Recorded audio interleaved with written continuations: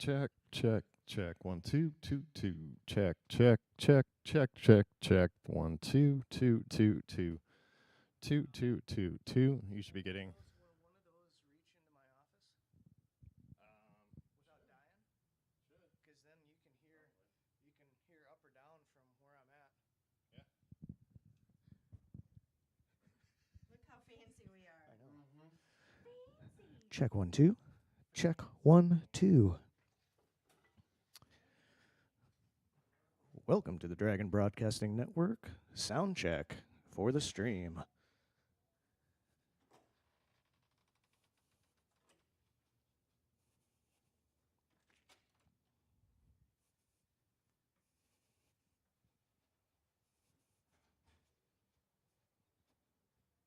Streaming audio check. Streaming check. I do not have any level on the stream.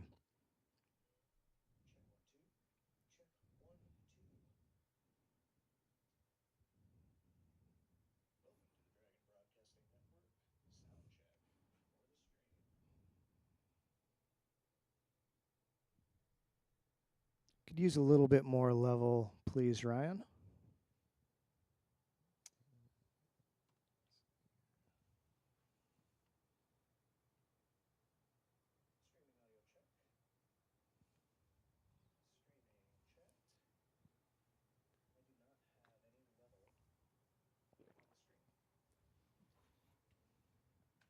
It's about a 30-second delay.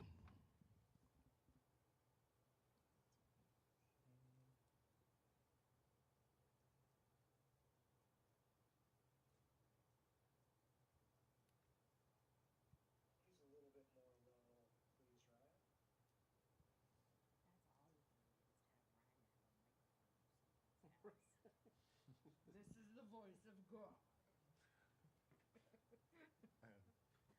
I know. That's all we need, Ryan, for you to have a mic someplace else.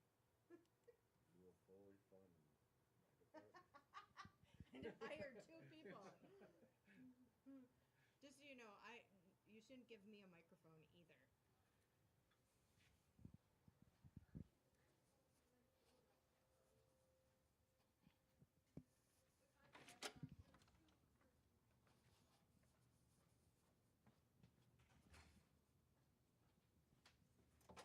last name was Rock, would you change it? No.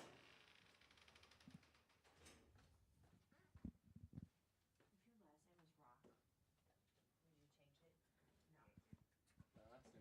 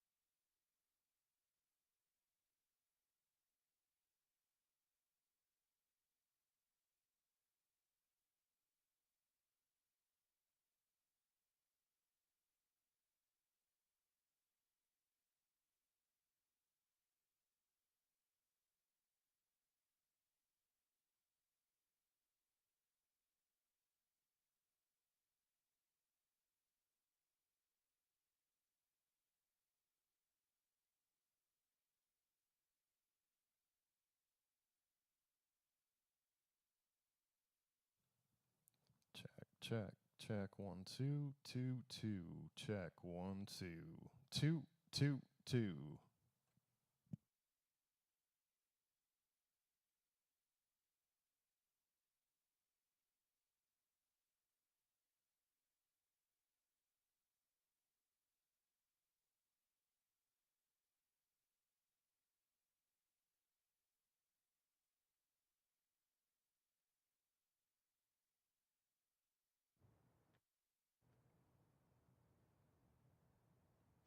Check, check, check, 1 2 2 2 2, check, 1 2 2 2 2, check, 1 2 2 2 2, check, 1 2 2, check, 1 2 2 2 2, check, 2.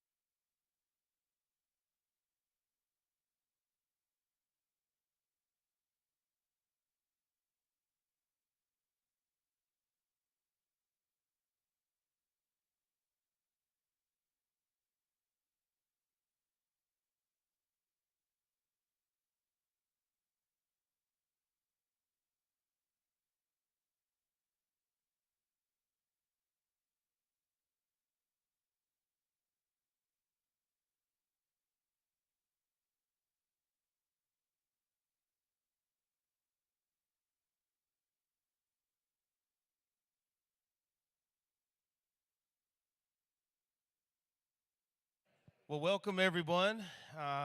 Please come on in, take your seats.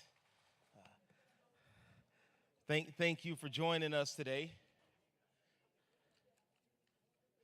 Thank you.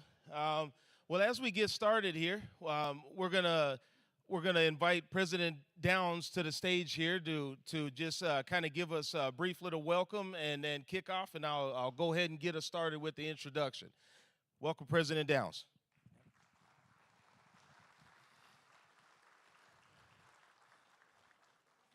Good afternoon. Thank you, Jared.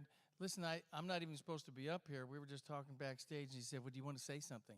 The only thing I'd like to say is that this campus is really supportive of all the diversity and equity and inclusive activities, and the spirit is just really, I can feel it on campus, and we couldn't be more excited to have Dr. Tyner come and talk to us about, how do we think about being leaders that support diversity. So with that, I'll turn it back over to Jared, and let's give Dr. Tyner a big welcome, because we couldn't be more excited. Quick story, I was down in the system office, and they gave me the book by Dr. Tyner, and they said, you all should probably have her visit campus. And I raised my hand and said, oh, we already got her penciled in. So nice going, big guy. All right, thank you. That's how you score points with the president. And you wear the red J's in solidarity. That one's for you. All right. Okay, well, let's go ahead and get the show on the road here. My name is Jared Pigeon. I use he, him pronouns, MSUM alum, and I have the direct, distinct honor to lead the Office of Diversity and Inclusion in our team. Our office is comprised of Jody, Xenia, Arian, and Jeff, all powerhouses, and I'm so thankful for y'all's service to our students in campus. Yeah, that's y'all. That's y'all. All right, yeah. So in addition to the director role, I also serve as the university's diversity officer, charged with moving our diversity, equity, and inclusion plan to fruition and building capacity on campus to achieve our DEI goals. This all-employee education session is a strategic step in building capacity by developing concrete steps and actions to ensure our institution and learning environments are equitable and inclusive spaces, both within and outside the classroom. We are scheduled today from 1 to 2:30. Today's agenda includes a welcome, land acknowledged by myself, and then a keynote presentation by Dr. Artika Tyner, followed by Q&A at the end. MSUM acknowledges that it occupies the ancestral lands of the Anishinaabe, Ojibwe, Dakota, Sisseton, Wahpeton, and Yankton Dakota First Nations. With respect, we honor the elders past and present who have stewarded this land through generations. We acknowledge that we are on these traditional lands as a demonstration of our respect and understanding of where we are, and we will strive towards better relations between our university and indigenous peoples still with us. What is in your hands to make a difference in the life and the path of a student? Dr. Artika Tyner is committed to creating a world of inclusive leaders who will meet the pressing needs of today and work towards a better future where racial justice and economic justice reign supreme. As a motivational speaker, author, and educator, Dr. Tyner helps people of all ages connect with their gifts and develop tangible tools for bringing forth sustainable, durable change in the family, workspace, community, or school. And as leaders in a higher education institution, we have a particular responsibility to confront longstanding system inequality and visibly stand for values of inclusive excellence. Please welcome Dr. Tyner to the stage.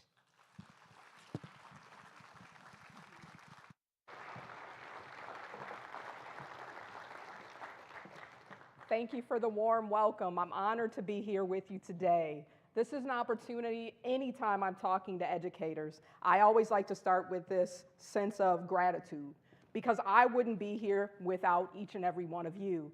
And educators are not just the faculty members. All of us play a vital role, whether we're in staff or administration, in helping to groom, helping to create, helping to mentor the opportunities that students need to make a difference. This is important to me because as a first-generation student, I was nervous as soon as I saw a college campus. I thought, what would be the possibilities? What could I do? I was eager to learn, but was not sure what to expect. But each and every one of you made a difference in my life and helped to open up the windows and doors of opportunity. And how did you do this? You did this by leaning into these principles of justice and belonging. So I'm only here to give a bit of encouragement for the journey ahead and talk about some practical strategies on how we can all lead together. And I'm excited. I even have a balcony audience here. So thank you. Thank you on top here. Wonderful to see you all. Yes, hi. So when we think about what this journey looks like, this journey is truly an invitation on building a collective vision.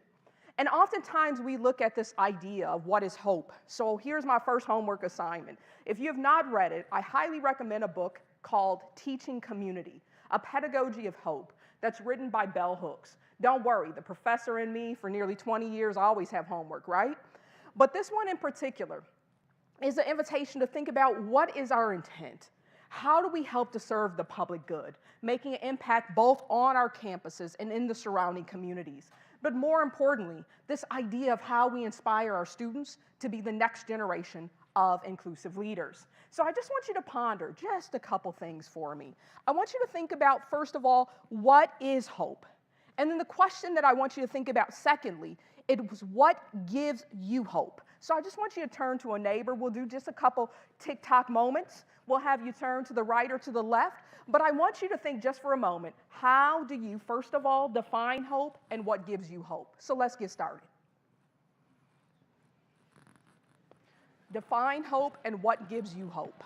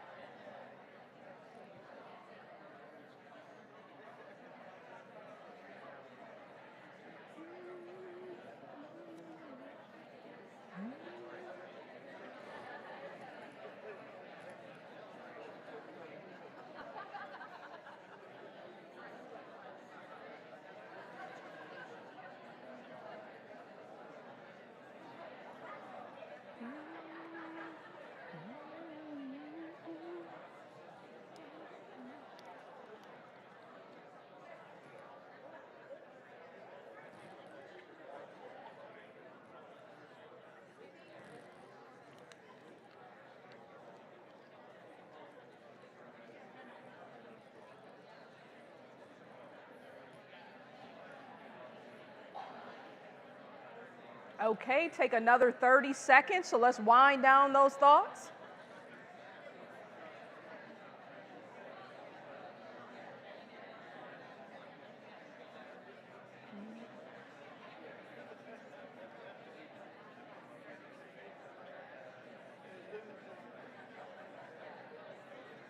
Okay, another 15 seconds and counting.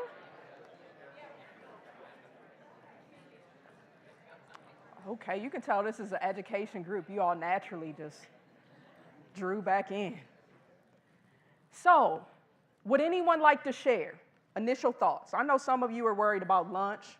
I know we were talking maybe about the Vikings and the upcoming sports. Don't worry. I know some of you probably haven't seen each other in a while. So, what is this definition of hope and what gives you hope? Would anyone like to share? Oh, now silence hit. I'm going to go right towards the middle. See, eye contact messes us all up. As an educator, eye contact's my default. This middle section, you all look like you had a great conversation. Define hope and what gives you hope. What would you like to share? So what defines hope is that it's a positive expectation and belief, and that something occurs. A positive expectation and a belief for something that occurs. Okay, wonderful. Thank you, thank you, thank you. If I had bonus points, you'd have them. Extra credit. Yes, right in back of you. I also saw a hand towards the middle as well. I'm sorry, one more time? Ah, I see. Okay, so we also have this other dynamic of adding in this piece related to the future. And what we're thinking about then as we're defining hope and what it means to us is also this idea of how do we activate hope. And that's the challenge that we all have in our day-to-day work. But here's the piece that keeps us all motivated, because I know for many of you, this is your first day back on campus. What keeps you motivated is the second piece, what gives you hope. Would anyone like to share what gives you hope? Yes, please. We all kind of agreed that like the young people and the younger generations tend to be what gives us hope. Oh, can't go this far. The future. Okay. So like our parents, where's their hope? Our children and like the people younger than us. Got it. So the next generation, I just saw my zone. Don't go outside the zone, Jeff. Now I know. Okay. So yes, you are correct. That piece of the younger generations, whether we're seeing their work around climate and environmental justice, we're seeing their work about organizing politically, we're seeing their work on building new ideas as entrepreneurs, that the sky is the limit. That truly the inspiration of working in education is the hope for those future generations. I just want to come on this side. Does anyone else want to talk about some of the things that give you hope? What gives you hope? I knew it. The eye contact always works. Yes. Being in community or being surrounded by others with common purpose, others who have hope. All right, being in community, and hope's almost like contagious. Once you have it, it's something that you share with others as well. Why would I start here? Because over time, I started to notice that there are a few things that are unique, especially to Minnesotans. We love the word interesting. We fill it in for anything. So like yesterday when I was downtown Fargo, my lunch was interesting. But the silver lining of it was that wonderful ice cream that I had. So that balanced it out. That wasn't interesting, that was delicious. So I was very specific with my words. Minnesotans always also tend to say, and especially for the Midwest region, we even begin our emails with, we hope all is well. So we have it in this sense of community that you're talking about. But the next layer of hope is, how do we activate it? And in this particular part, I'd like to lean in a bit to Dr. King's final book, which is called Where Do We Go From Here? Chaos or Community. What he's doing, we often know him based upon his speech in 1963 at the March on Washington for Jobs and Freedom of I Have a Dream. But I encourage you, and I feel quite fortunate to reintroduce Dr. King to you, that there's so much more. And in his final book, what he's doing is giving us an invitation then to hope. He's reminding us we must accept finite disappointment but never lose infinite hope.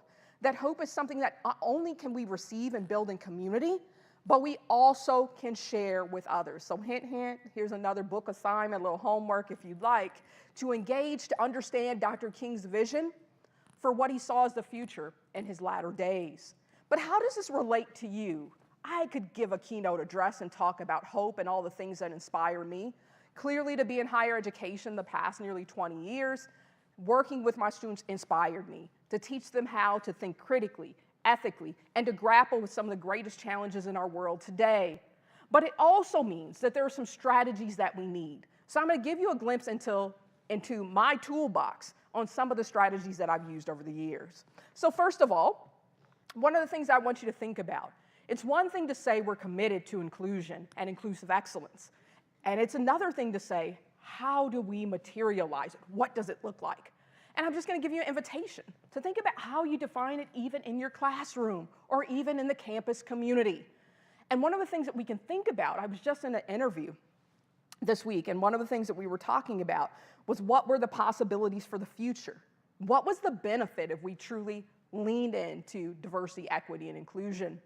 And I talked about that it would be our greatest asset on something that we can use to create change and something that is unique to America because we're the rich multicultural tapestry, meaning that we all come together to weave together this vision of hope. So in doing this, one of my greatest struggles in higher education was defining the outcomes related to DEI as learning objectives.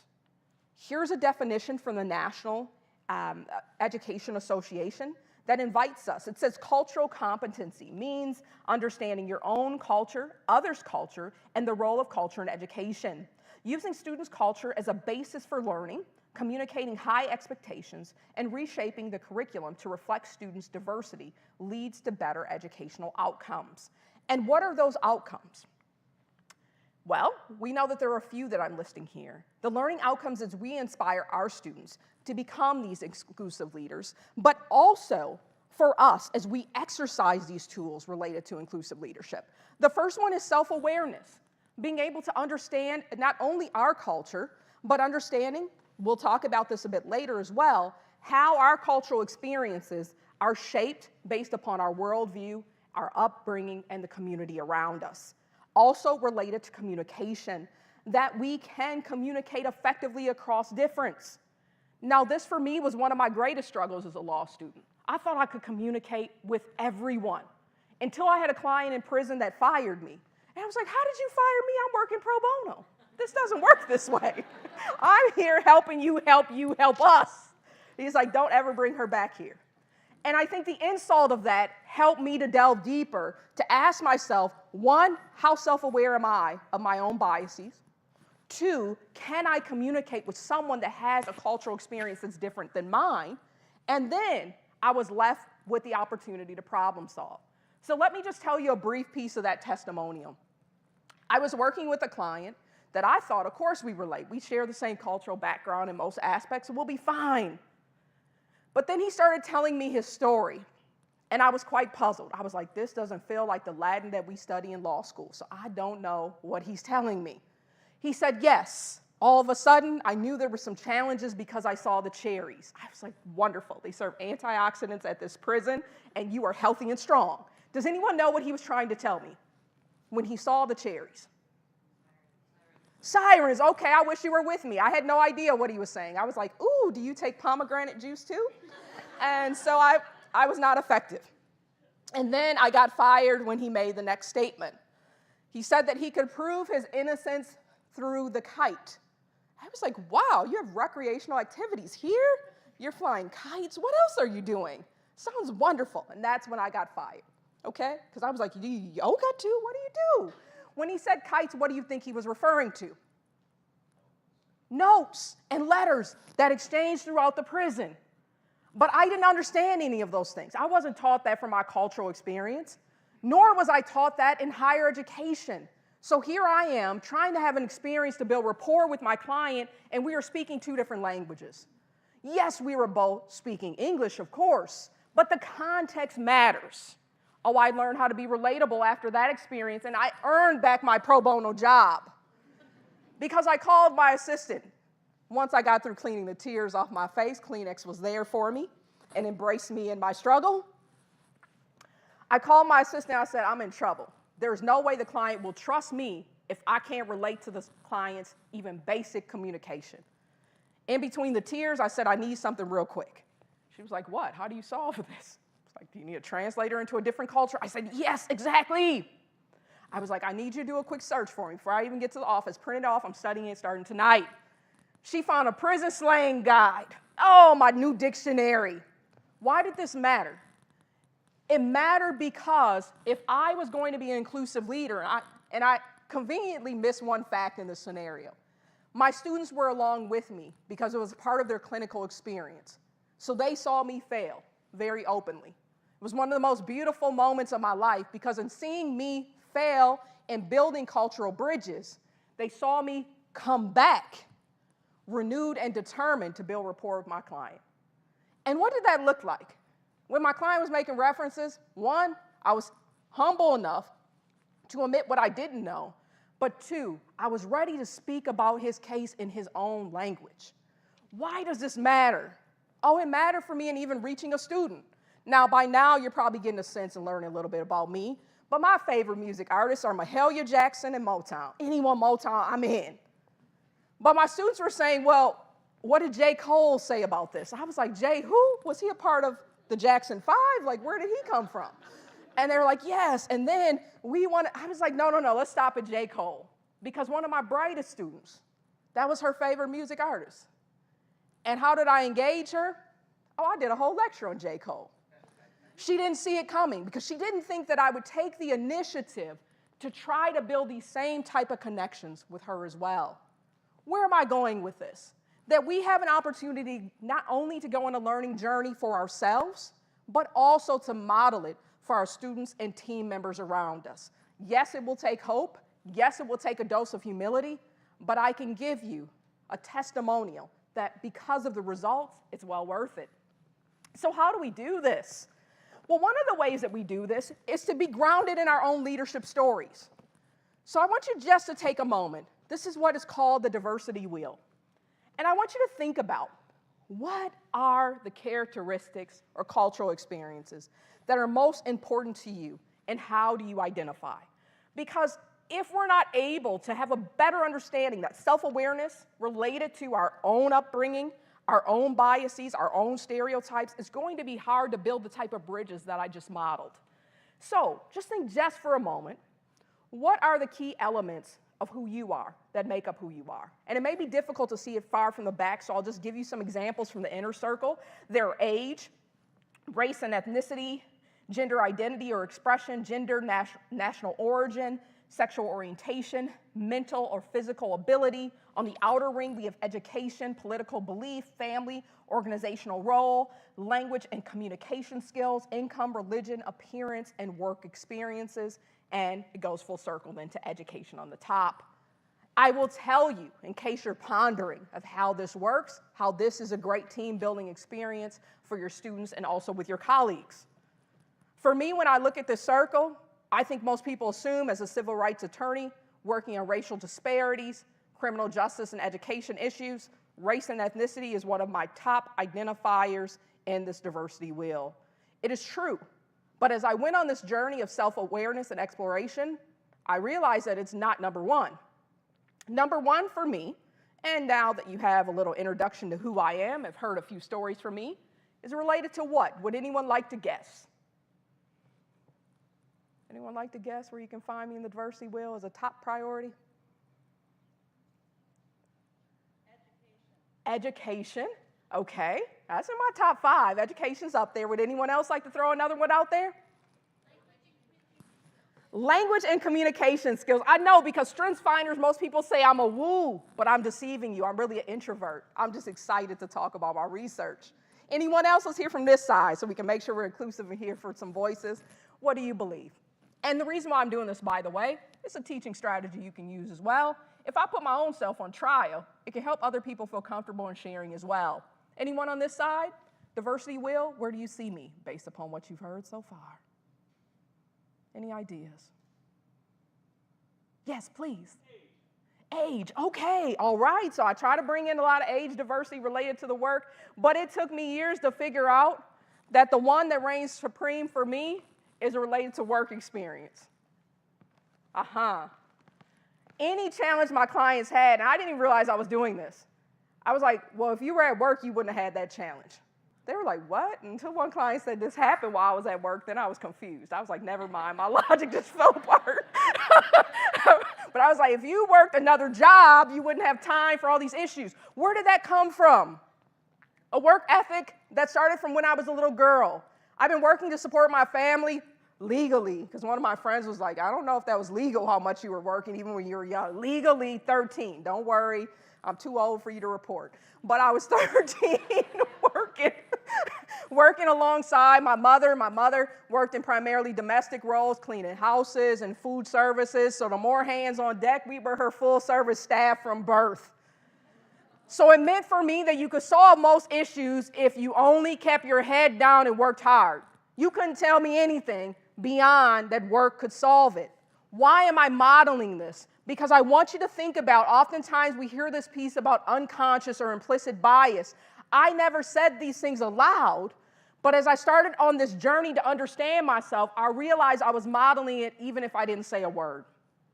So what are those areas that could potentially be a blind spot, but could help bring clarity?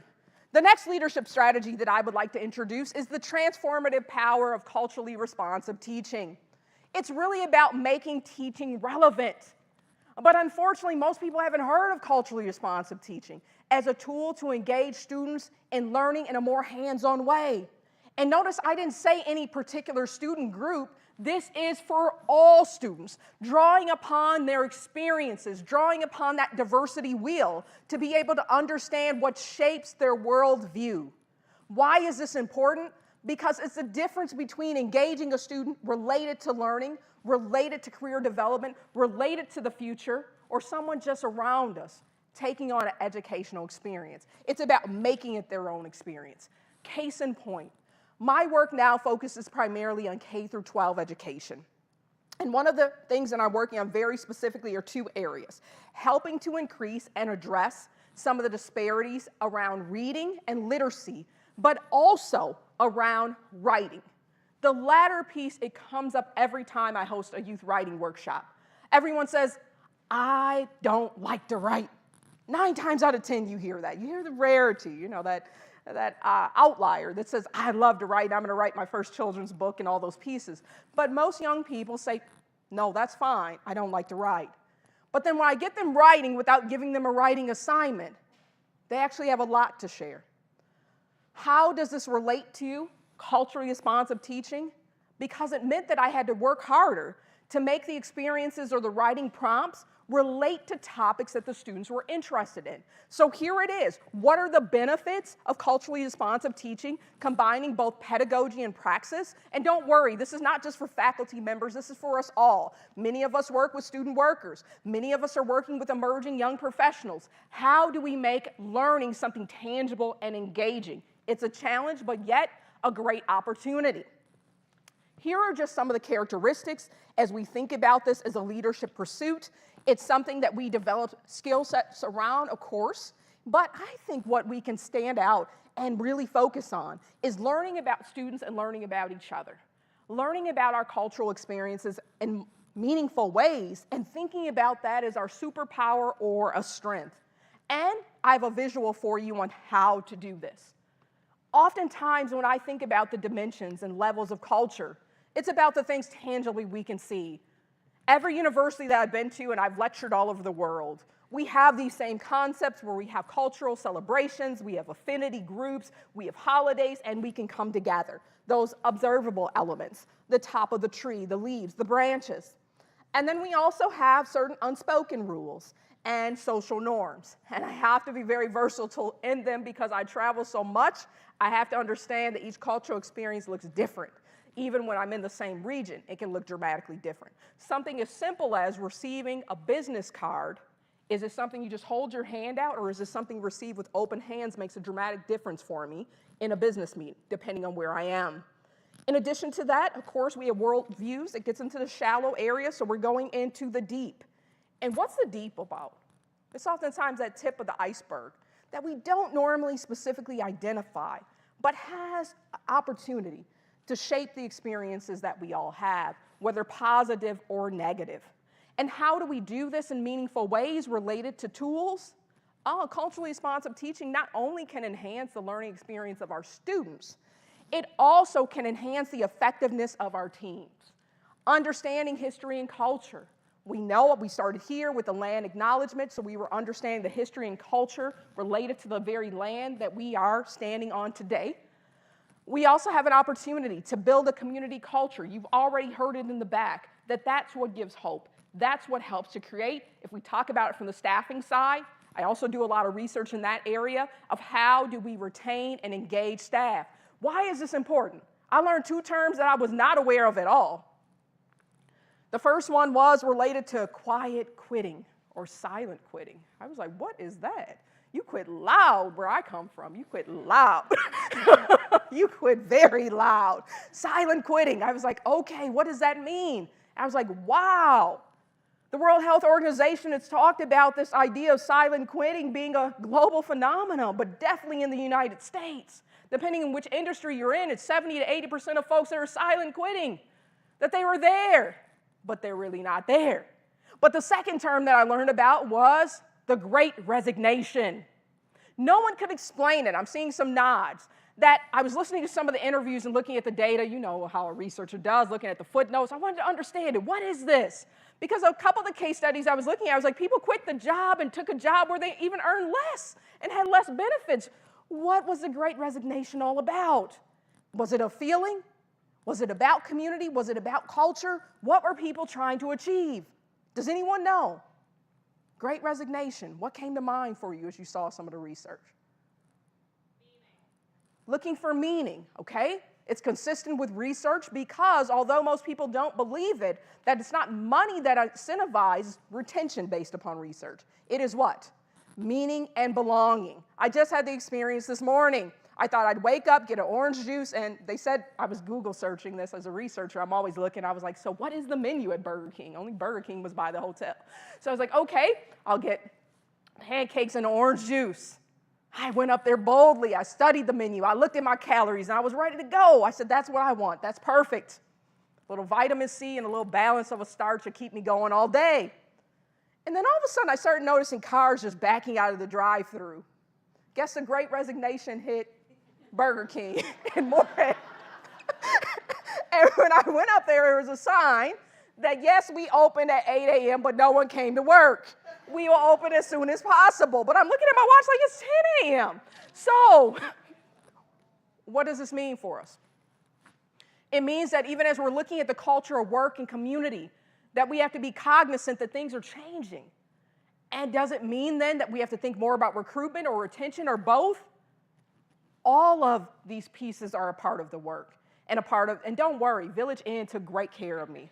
Don't worry. They told me it's the first cousin to Perkins. I was like, I understand that. Wonderful. And so one of the things that I want you to think about is then as we bridge those gaps and think about how we build a sense of community, also how do we create involvement? Family involvement, I'm just going to say it in the sense of how do we engage a whole learning community? And I'm going to make it personal for me that when I attended law school, my mother was a non-traditional student. This is why I love Minnesota State colleges and universities. Because she was welcomed in as a non-traditional student, and actually mother succeeded. She did better than me in earning her college degree. And she got the support that she needed to be able to thrive in meaningful ways. Why? Because family involvement, once we inspired one, we changed a whole generational trajectory. All my nieces and nephews, everyone went to some type of Minnesota State University college. Yeah. We all did. And you open up doors and windows of opportunity. So for those days where you think your work may not necessarily matter, it does.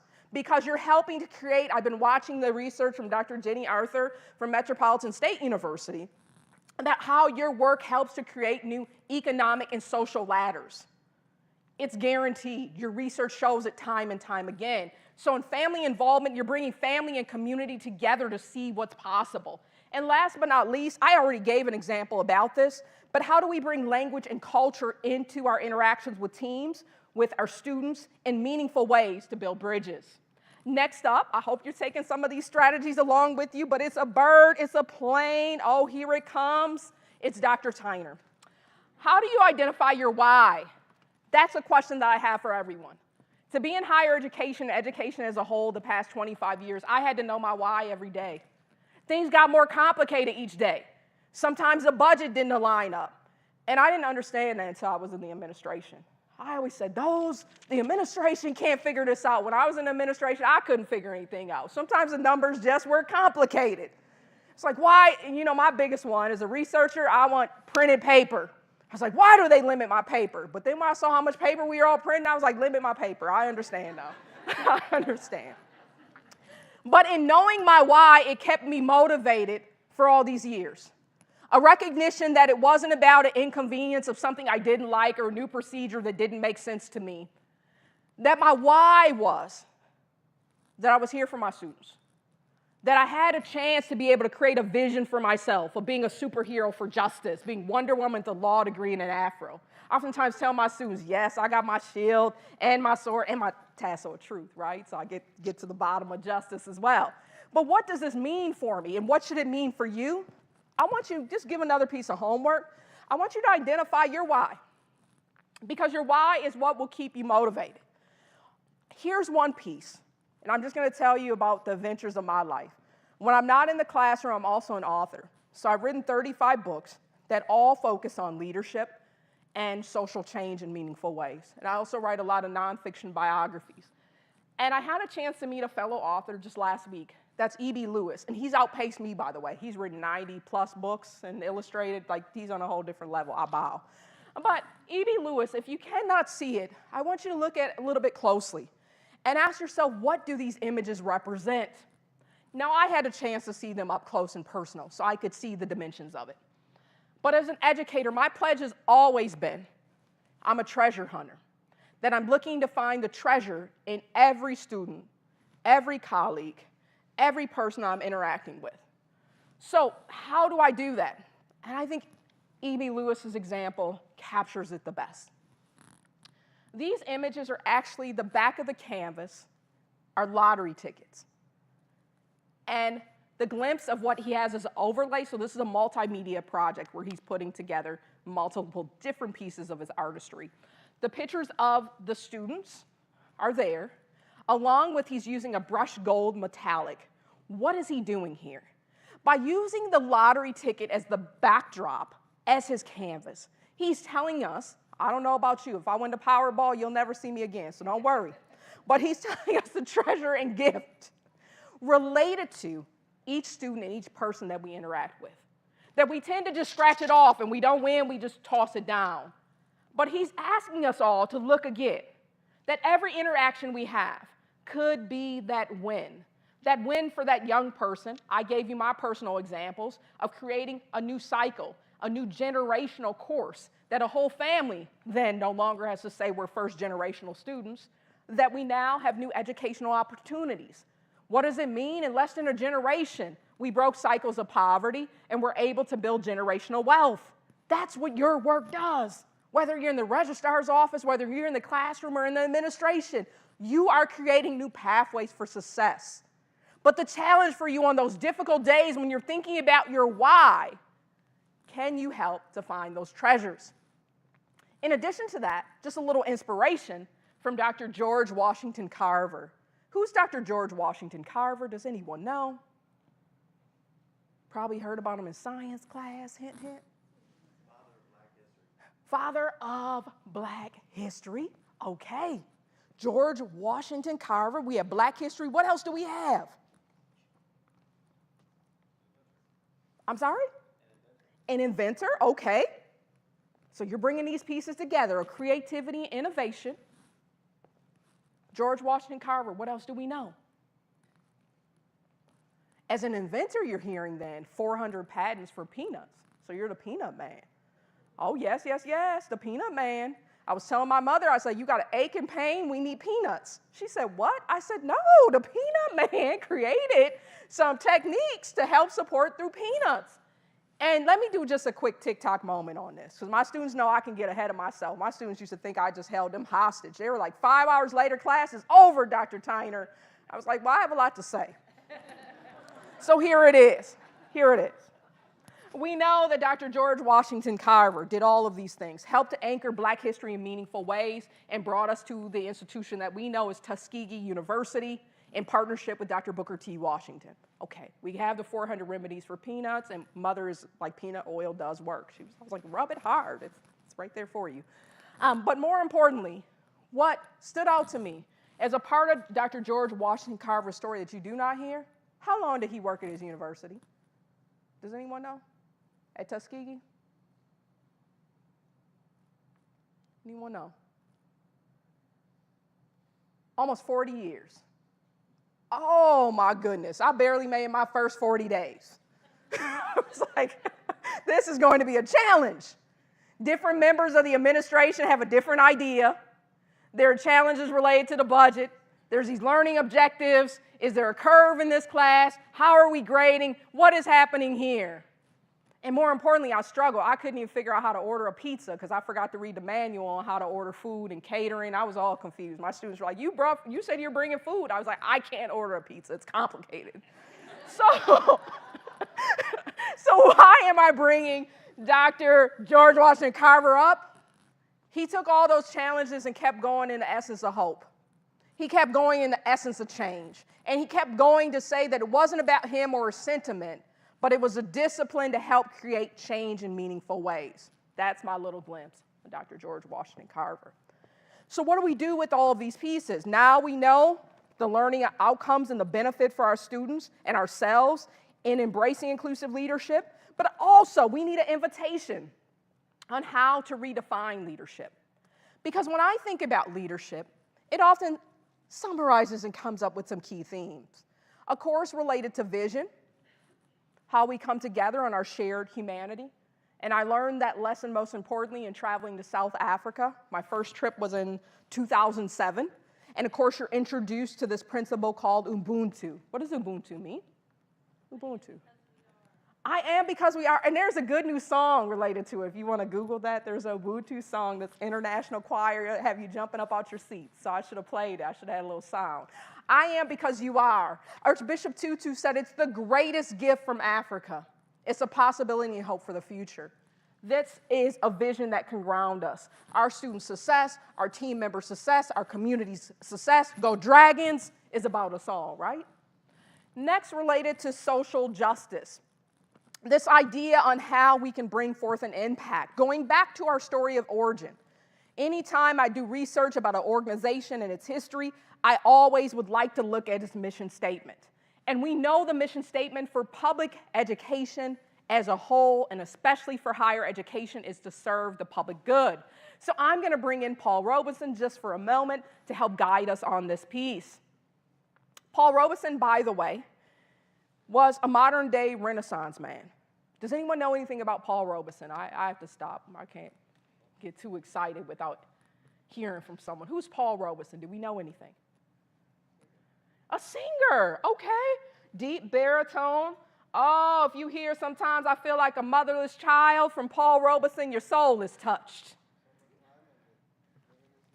Oh, okay, all right, round of applause. All right, I rarely hear somebody talking about Paul Robeson. Thank you. So I had to give you a round of applause. Yes, and in addition to that, he sang freedom songs in more than 24 languages because he wanted to unite people in meaningful ways. We know as a brief history lesson, any history scholars back here, what happened to him in the peak of what?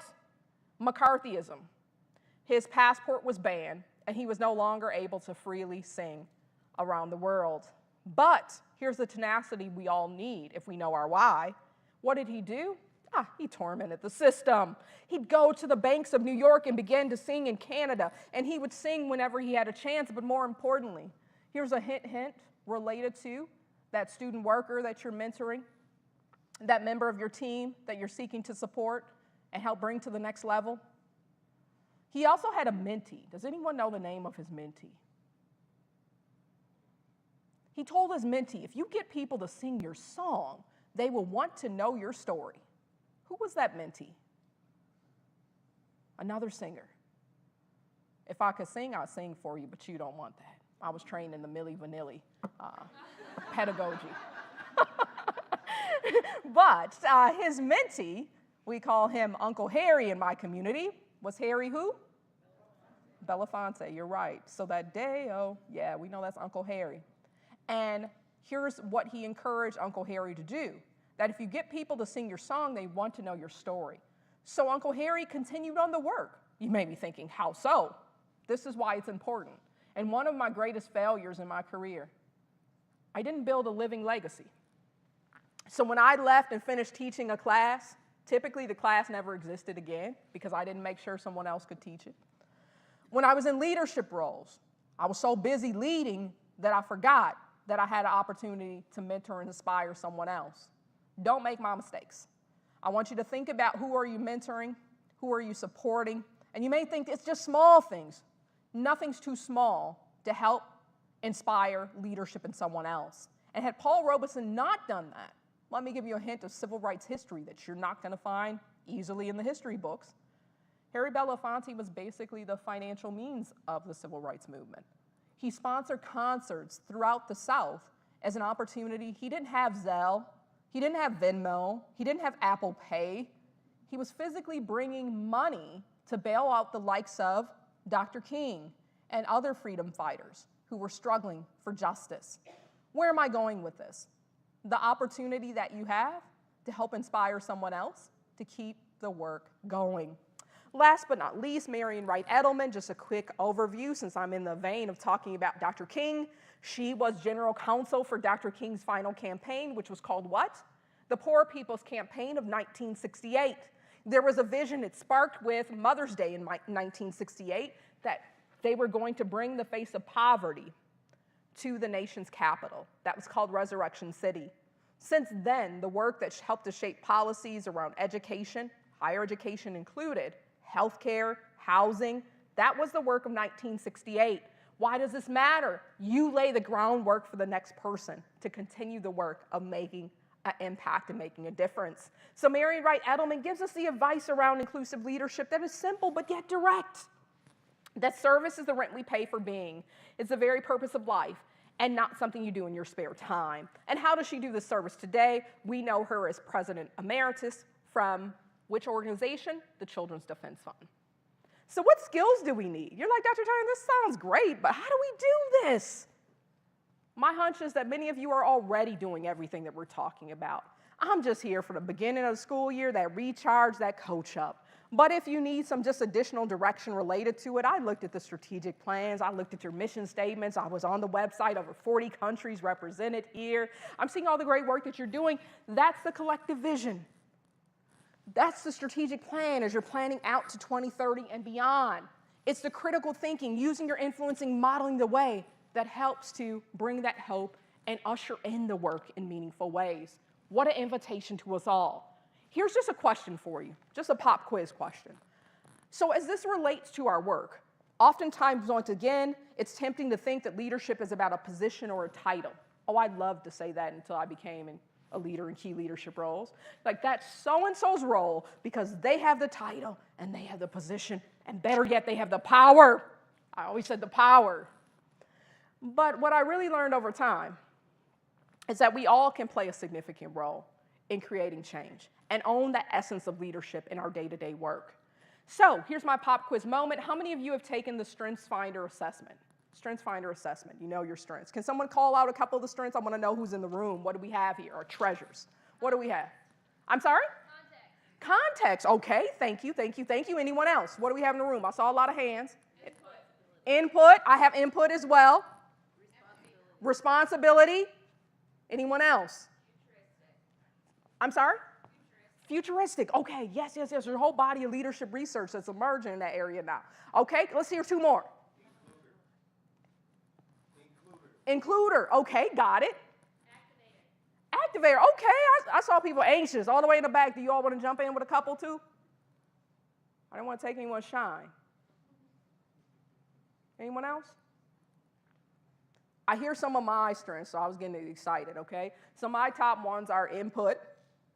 That's my number one. You could probably tell that. You're like, she doesn't have any notes. What is she doing here? Like, she's, yeah, my students are always like, Dr. Tyner, where are your notes? I'm like, hey, I don't know. They're in here in my heart. And so, yes, input. Number two for me is learner. I'm always seeking to learn. So if you need that lifeline, I don't know, I got random facts. I'm ready for Jeopardy, whatever you need. Wheel of Fortune, I'm set.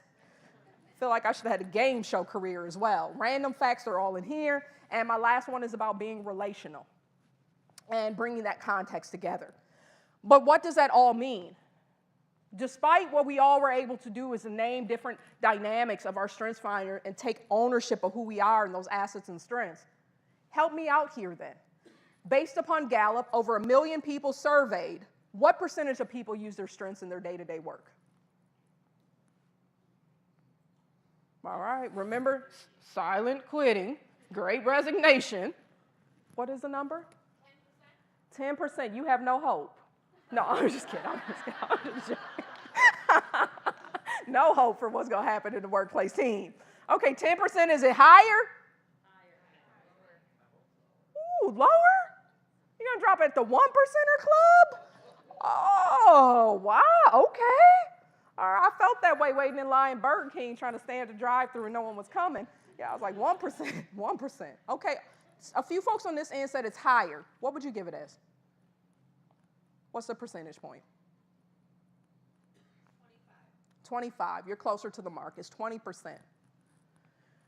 So then you have to beg the question, what happens to the other 80% of strengths?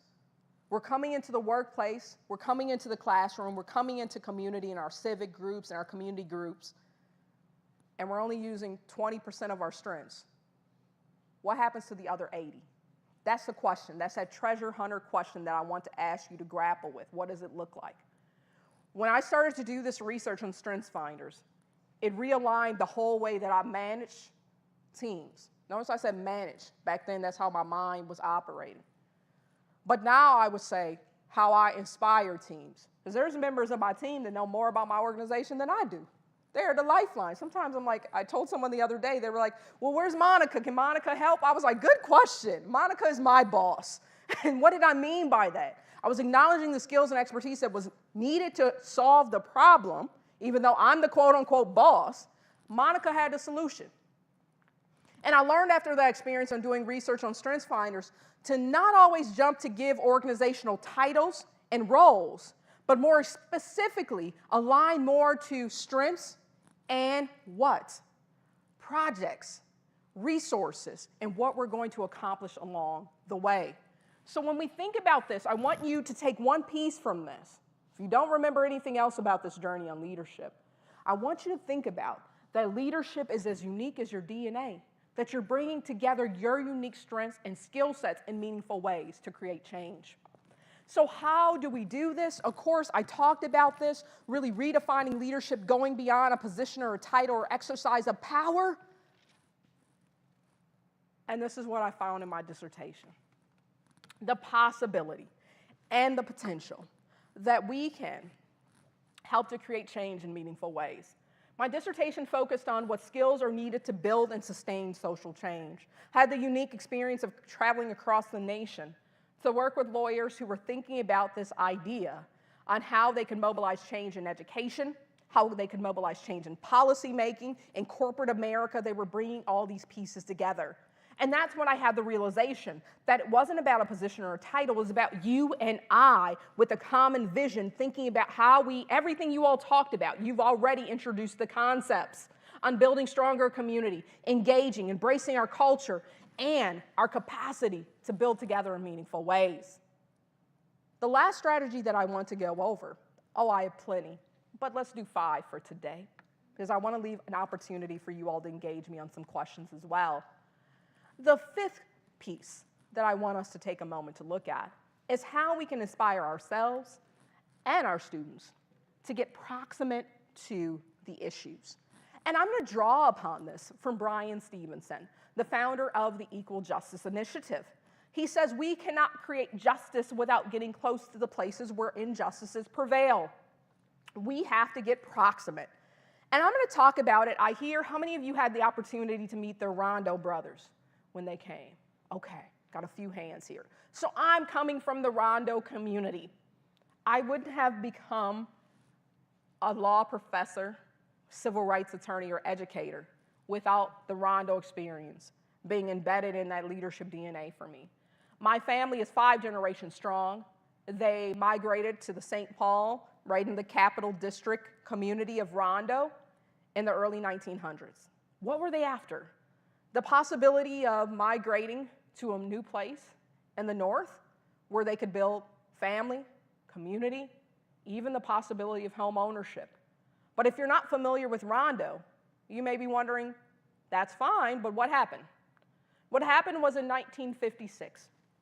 Everything changed in 1956 with the Federal Interstate Highway Act. And you may be thinking to yourself, that represents progress. Of course it represents progress. To have transportation, to go from city to city, place to place, to deliver goods and produce, all in a reasonable amount of time. Yes, of course we needed federal interstate and highways. But what's the challenge related to Rondo? Does anyone know? It's not. It went through the middle of the neighborhood. And we know it's I-94, a highway that can basically connect us all across the United States.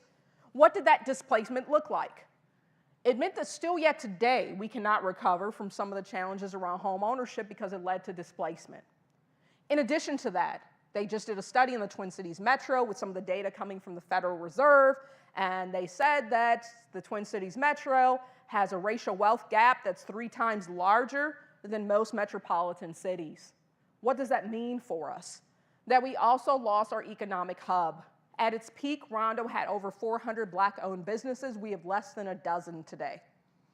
So when we look at what it means for that why, remember I talked about that why, or why are we here? Why are we committed to education? Why are we committed to community building? For me, the basic why is always, wherever I go, to be able to tell our Rondo story.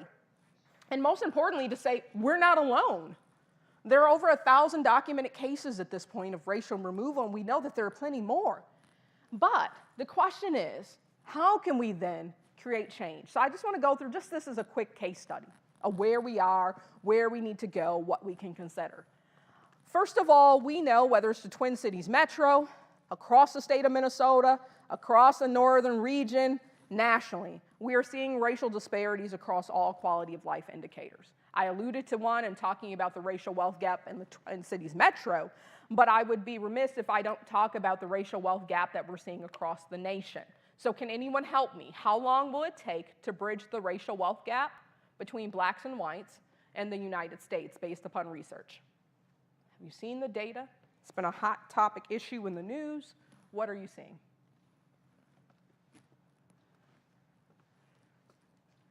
$100 years or greater? 50 years? Which direction do we go, higher or lower? Higher. How high can we go? Now, please have some hope. Sometimes my students yell out, never! And I was like, calm down, students. That doesn't give the hope. What can we do? Depending on which study you're looking at, it's a range between 228 to 240 years. What does that give us a sense of? That it will take at least 2 centuries to bridge the gap. That's all things being equal. But the challenge is, as anyone knows, change doesn't happen overnight. And I'll borrow from Dr. King, change doesn't happen at the wheels of inevitability. So we have, once again, an opportunity to be able to create change in meaningful ways. Where we sit today, just for context, African Americans, based upon the current data that we have for the US Census, we represent 12% of the population in America, but only 3% of business ownership. So you're seeing kind of the connection between some of the economic pieces. We represent less than 4%, I was just watching it on the news this morning, of access to venture capital and some of the resources to fund black businesses as well. Why am I focusing on this? This is the nature of my work as a civil rights attorney. I'm going through this data all the time to see how we can transform policies and create economic engines that work, because we have a history of it, whether it's Rondo or Tulsa. We see this kind of Black Wall Street self-sufficiency engagement around business and social impact. Every community needs this to be able to be vibrant and strong, a strong economic base. And unfortunately, we have work to do. But what does that work truly look like? In Rondo, we talk about it based upon hope for the future. And I'm sure that that was the message that you also received from our Rondo brothers, who I would call my Rondo uncles. And we have an opportunity to bring our history to the forefront and use it as a tool to engage in meaningful ways. I listed just a few of the other communities that I've traveled to related to my research and the federal highway interstates. Usually your clue is when you're traveling, when you see a red Martin Luther King Jr. Boulevard or freeway, that typically tends to be what? An African-American community. And that freeway, once again, tends to be a challenge because it went through the heart of that community. So the Gullah Geechee Nation in Florida and Jacksonville, New Orleans, Louisiana, Tulsa, Oklahoma, Baltimore, I could go through a whole list. But the question is, as we're using this as a case study, what can we do as inclusive leaders?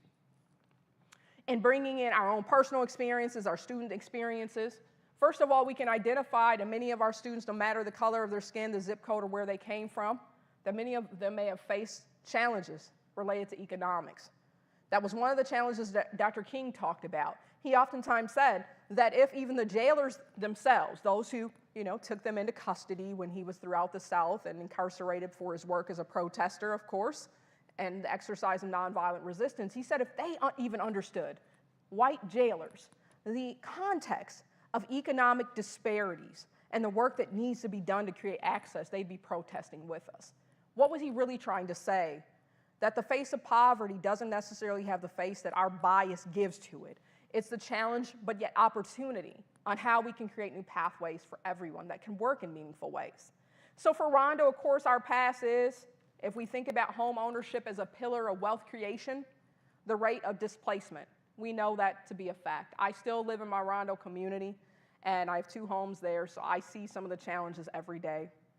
We also know that Minnesota, fast forward to today, after the displacement of the highways in 2 areas, in Rondo and also in South Minneapolis, fast forward to today, we consistently, at least for the past 20 years, have had in the Twin Cities metro, but still yet beyond in the entire state, one of the lowest home ownership rates in the nation for the African American community. What an invitation that in our classrooms, and this is the piece that I would love for you to think about as a leadership strategy, how do we then use applied learning, service learning, interdisciplinary practices to have our students grapple with challenges like the one that I'm identifying today of economic justice?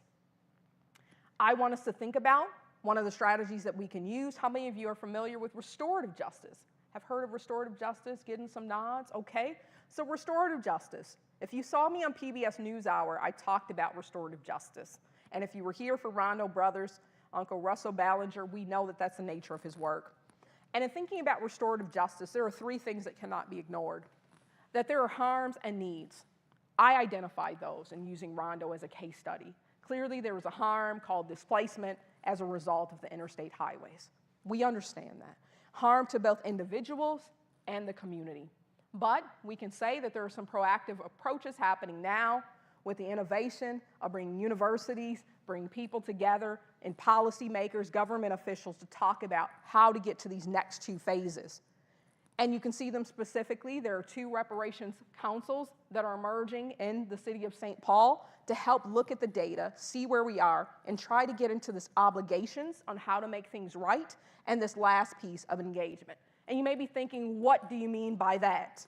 That if we look at reparations, we're really talking about reparative justice. And I'll just use a quick case study on this. It's not something meant to say, oh my goodness, she said reparations. No, I'm talking about tangible tools on helping to make things right. I was talking to one of our community elders, and he was directly impacted by Rondo and the displacement with I-94. He said, can you imagine, I just bought my home for $7,000. I was like, where, when, wow, no, how do I do this? $7,000 home, I don't know about you, but sign me up. So he said, I just bought my house for $7,000. I put in another $10,000 related to basic repairs. It was supposed to then appreciate to roughly about $30,000. If you want to guess how much he was given with the eminent domain from the Department of Transportation, he was given roughly about $13,000 to $14,000. But yet he had to then purchase a home that was upwards towards $50,000. You can do the math, and you can see the math doesn't add up. So when we're thinking about all of these pieces, what a better way to engage as inclusive leaders, as change agents, to bring this in the classroom, to bring this in our experiences, in our team building, and understand some of the dynamics of what's impacting the community around us. One of the things that I'd like to leave you with, and then we can open it up for Q&A, because I have some exciting things to tell you about Rondo, but I can get ahead of myself and talk about Rondo all day. But one of the initiatives that we're currently working on is Reconnect Rondo, to help create a land overlay or a land bridge to help revitalize the businesses, the green space, and some of the pieces that were lost with the highway. But I just want to leave you with an introduction to these 3 pictures because they mean a lot to me. It's a student story. My student called me and said, Dr. Tyner, we're going to Tulsa. I was like, I don't even know if I can leave my house. This is the peak of COVID. I don't even think we can travel yet. Are planes going anywhere? I was confused. I must admit, at that point, all I knew was Zoom. You get dressed up on top, wear your pajama pants on the bottom, and have a lot of coffee and keep going. So I said, I don't know how this all works. Can we really travel? She was like, I already have our tickets, and I got everything arranged. Let's go. And I was like, okay, I guess we can travel. So here I am. I'm going to start with the top, and then I'll close with the bottom. The top, if you don't recognize the faces, this is Uncle Red and Mama Fletcher. They are 2 of the 3 survivors of the Tulsa massacre. So here I am taking their pictures. I was in Tulsa. And one of the things that they're still talking about today is how do you bring restoration to what was lost? And in fact, Mama Fletcher's book will be released in just a couple of weeks where they're articulating some of the challenges.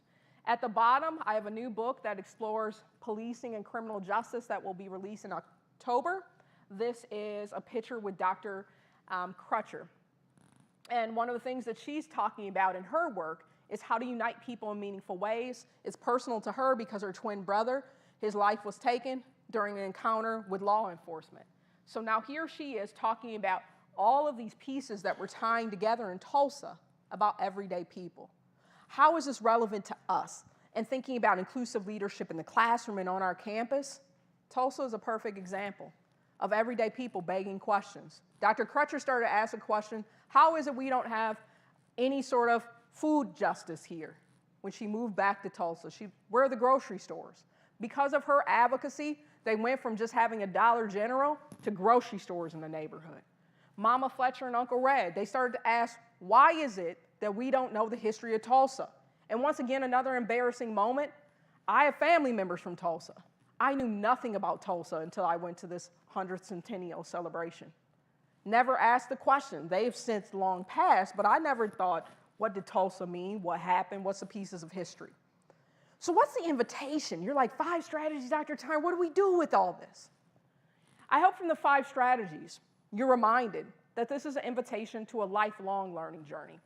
We can't say any longer that to do the work of diversity, equity, inclusion, check the box. As lawyers, we struggle with this a lot because we have a requirement for our license to do elimination of bias credits. So everyone's like, Dr. Tyner, hurry, we need you before June 1st. I thought it was real popular, but then I realized that's a deadline. I was like, that's why they want June 1st. I'll be there. But I was like, why does everybody call me when it's a hurry? It's a requirement. Let's get beyond check the box. Let's understand then, by defining these learning outcomes, we're preparing our students for the future today. And if you don't believe me, we're in 2 unique places of history. Where we sit today, how many generations are in the workplace? It's the first time that we have 5. We go from the traditionalists all the way to Gen X and Gen Y, all in one workplace. Why am I always called in that that's a conflict? That should be an opportunity that we can take maybe some of the sage wisdom mixed in with technology, and now let me say something that get everybody uptight. Maybe a little AI. I don't know about you, but AI keeps me up at night. I was like, oh, wow, what do I do with this? And then I had the nerve to put AI to the test. I said, AI, can you, my ChatGPT box, write a book on Dr. Tyner? I put Dr. Artika Tyner, because I'm like, maybe they won't find just Dr. Tyner. In less than, it felt like 10 seconds, I had 4 chapters of overview, description, and back matter. That's one thing, but I was like, yeah, right, it's not accurate. Well, I have to tell you, it was 100% accurate. Took me from my birth to where I am today. That's a different question about AI, and how will we use it? Now, I had the opportunity to meet Jack Dorsey, from the founder of Twitter. And I'm going to admit to you, a little bit more talking about and telling on myself. I was like, he was probably born with a computer in his hand. He just loved computers from the beginning of time. So he's like just this computer genius. And he said something that I will never forget. And it's led me to train my students in a different way in their relationship with technology. Instead of fear, let it bring hope. One of the things that he talked about is that his relationship to technology was to do what? How to use technology to solve problems. Because his first invention was not related to Twitter. It was related to what we know today as Square. That he was trying to help his local flower shop to receive, and this seems like dark age, so long ago, but this is recent history, how to receive payment with access to credit processing. And that may seem like nothing. You can get Square wherever you are. You don't even need Square anymore. You can just tap phones. This lady said, can I tap your phone? I was like, absolutely not. You're trying to steal my security data? I didn't know what I was saying, but I got real aggressive. Like, you will not be tapping my phone for anything. But seeing how technology advanced in meaningful ways. So here are some of the opportunities that inclusive leadership should help us to think differently.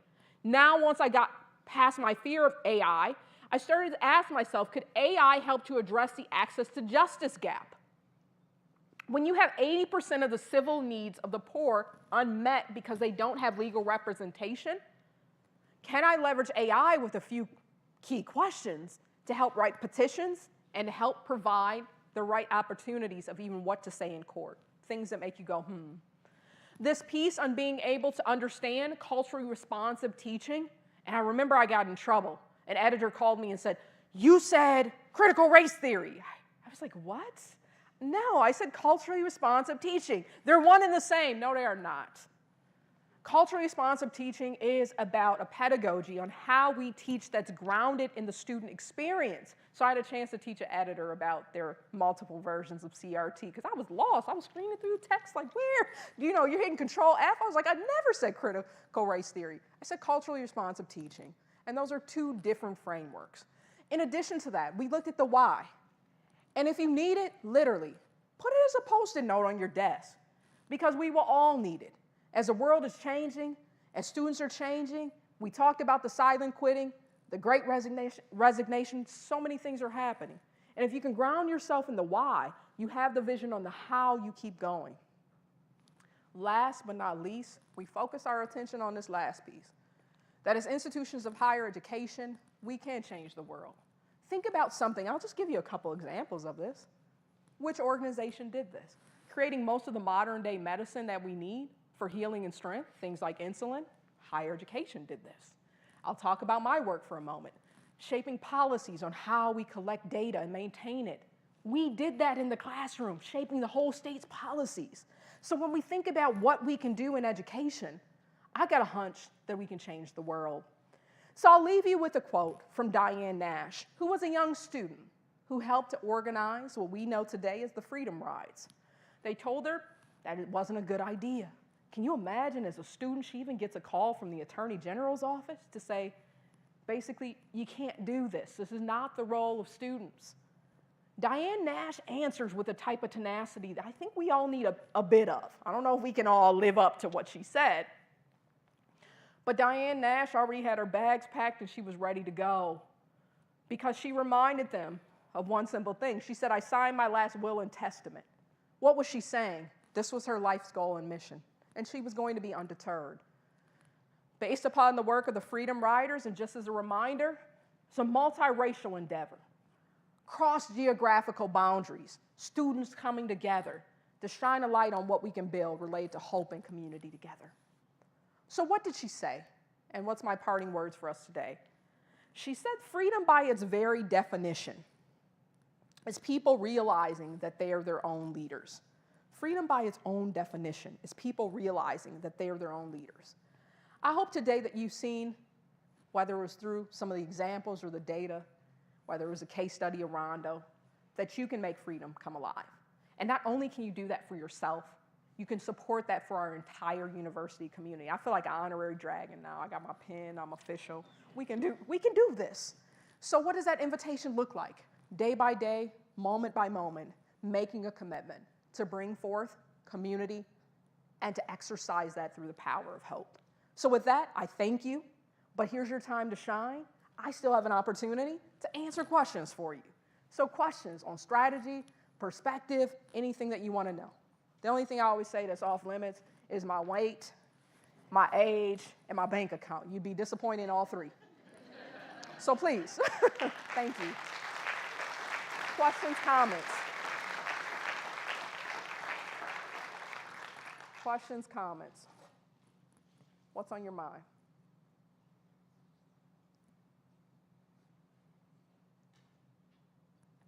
Anyone? Not all at once. Okay, all right. Okay. But I'll go ahead and get us started here, Please Dr. do. Tyner. Thank you. Feeling very inspired, very inspired and very reaffirmed. You had asked about strategy, and as you know, Minnesota State is embarking on a journey to close the educational disparities within our outcomes, particularly graduation rates.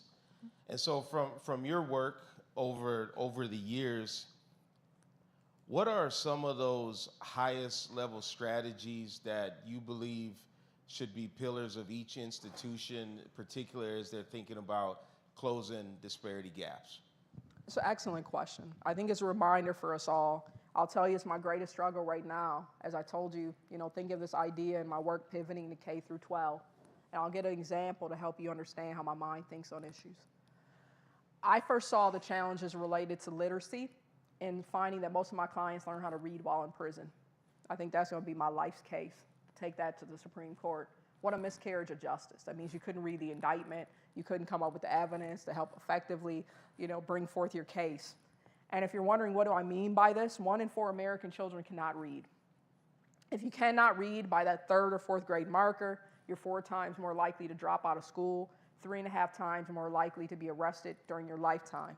So oftentimes it becomes a debate, and I'm like, so don't throw anything at me. People are like, is it correlation or causation? I don't know which one it is at this point. Some people say that you can use 3rd grade reading scores to predict the number of prison beds 10 years out.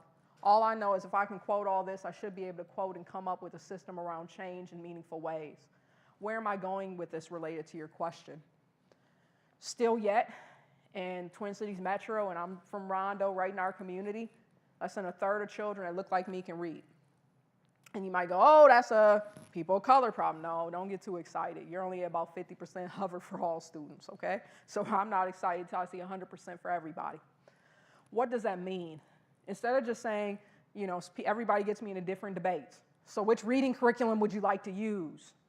What direction would you, do you believe in the science of reading? I mean, one lady, I was like, this is worse than a bar exam plus a dissertation proposal hearing. Like, which lady? I was like, calm down. We can figure out the science of reading. I get that. But we have to do the first piece. How do we take the data-driven practices and help engage the community in some meaningful ways? That piece I didn't see anyone doing. That's when I created my nonprofit, Planting People, Growing Justice, and we decided to do it ourselves. So instead of me trying to get this cookie-cutter approach to what I think can work in addressing these disparities in higher education, I took you on my journey that, of course, we first start with the data to see where we are, to get an understanding. Clearly, the system's doing that. But then the next question is, and this may be my nature as a researcher, doing both qualitative and quantitative research, the qualitative side is you're going to have to gauge the people in your campus community. It's not going to look the same for each individual, even unit within an institution. So we're going to have to hear the stories. I'll tell you one of the things that I found very early on was I wasn't even meeting the Maslow hierarchy of needs for many of my students.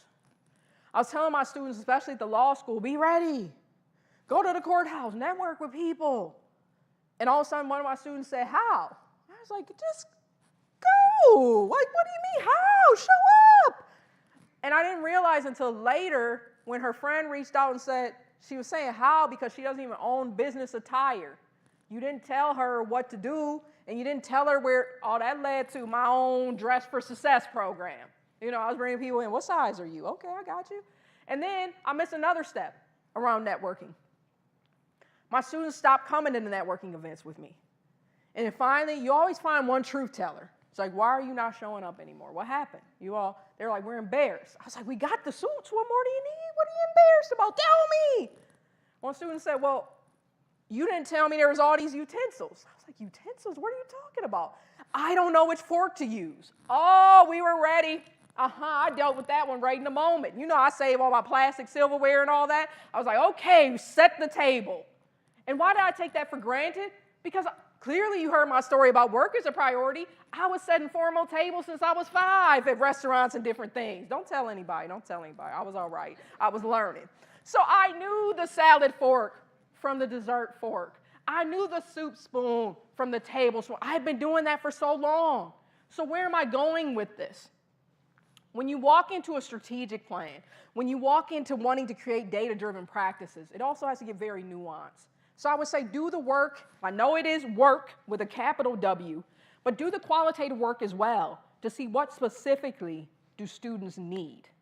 And not just for students, engage the community. So the success of my nonprofit related to literacy is not just related to my team, it's related to the churches, the mosques, the synagogues, the small business owners, the Fortune 500 companies. We all came together. So think about who are the strategic partners in the community as well. I cannot give you a one-size-fits-all because it's going to be different for each situation. But I can tell you the first step is to engage and find out what the source of some of the challenges are. Anyone else?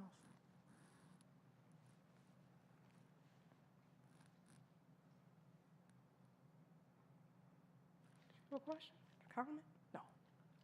Okay, all right. Please. Can you wait for a microphone, please? Okay, thank you. We're coming over to you.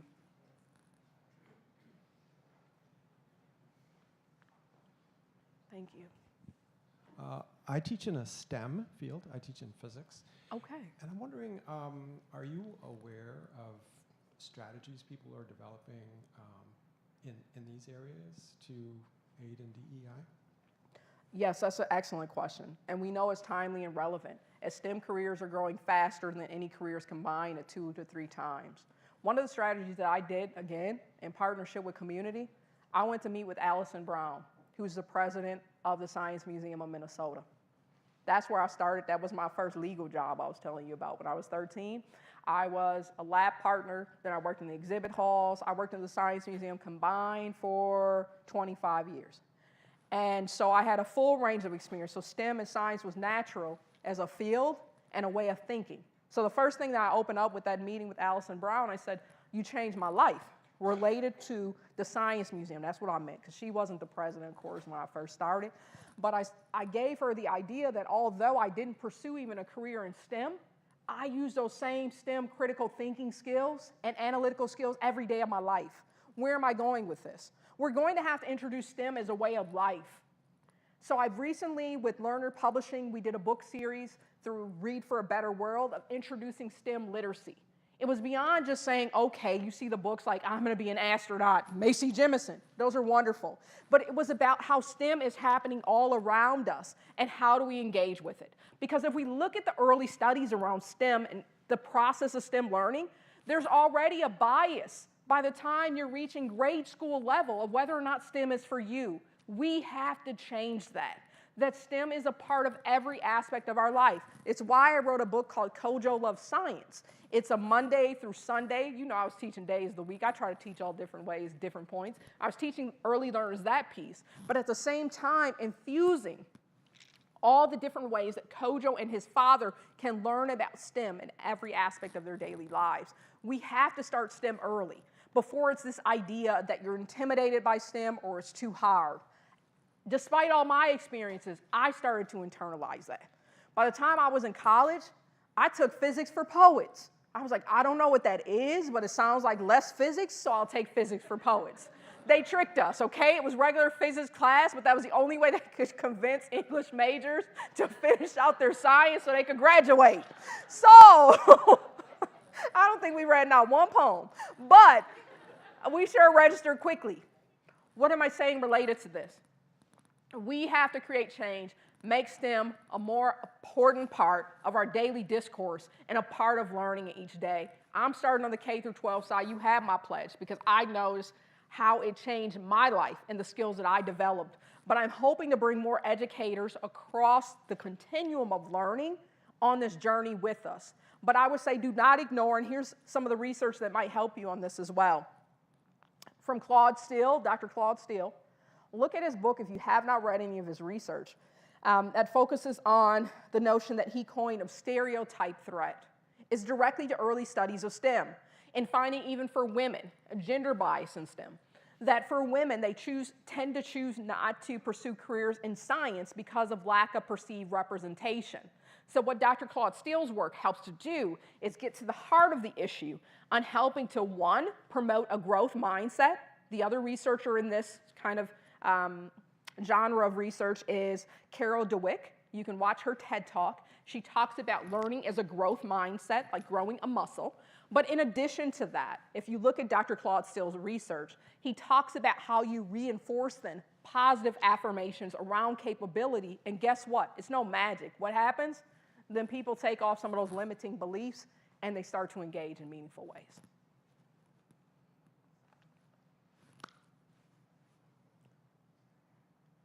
We have time for one more.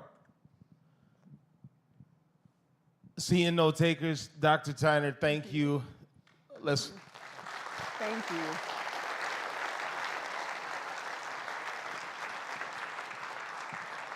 Thank you.